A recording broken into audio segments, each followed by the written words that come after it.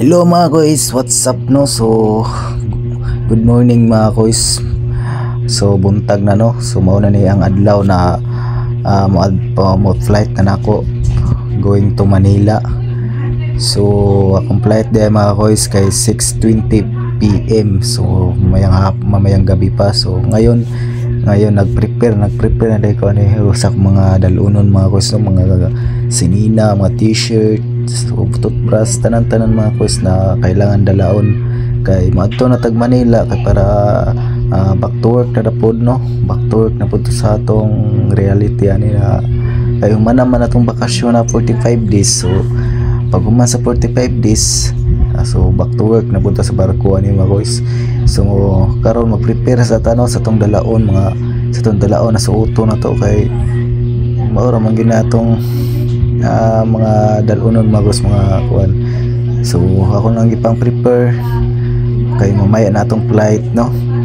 So bago pud kong mata na lami pa kay tulog kaya gising lang gid ako karon ako nag-prepare. So flight na to mamaya mabuta dito gabi na no, mga 8 PM in evening time. So mga 2 weeks pa day ko sa Manila mga guys, pero abot lang sa ko kadugay ni dito kay basing mag-training pa ko tapos medical. So mo nang atong i-process dito tapos report sa atong agency. So mao na mga guys kay back to work na budta after 45 days na bakasyon na to. So 45 days lagi dato ang bakasyon mga guys, dali lagi gayo no, kulang yung gayo ang 45 days mga guys.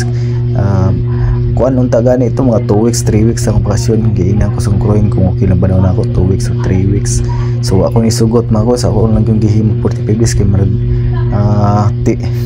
bitin man gaya ng 2 weeks or 3 weeks ng bakasyon ay. So ingnan ako na 45 days na lang sir, okay so ni okay ang bud siya. So karon ika 45 days na nato no. So mao na prepare ako diri kay kailangan na nato prepare kay unya natong flight. Mao ginang reality na to no, mao ginang reality sa mga seaman mga guys. Pila lang ka adlaw ang bakasyon, pila lang ka kuan, lalo na sa Samoa na offshore may dali na kayong bakasyon no. Dili pareha sa mga running vessel na tag-abtan og 6 months, 7 months, 4 months, 5 months bakasyon, okay lang, dugay ang bakasyon. Pero ang kontrata po mga guys tag 1 year po no, dugay po kayo ka makauli kung running vessel ka. So sa mga offshore man kontrata na mo for 4 to 6 months contract or maabot pag 7 months, pero ang bakasyon dali po gayo.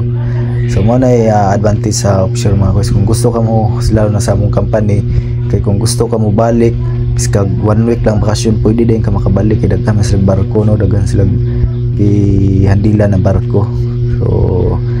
So paspas kay nagakuan og mga tao, kapaspas kay nagamabakantihan kay nay mauli na po mo kuan na po mo balik sakay. So mao na ako mga dala mga guys, mga sinina ako ang mga vitamins.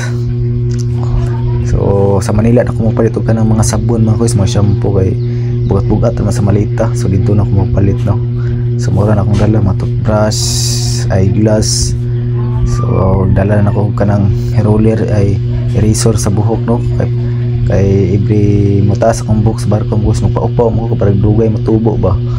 So mura akong dala ko mga t-shirt, brief, mga upat ka t-shirt tapos upat ka short tapos upat ka brief. Mura na ako sa kanang mga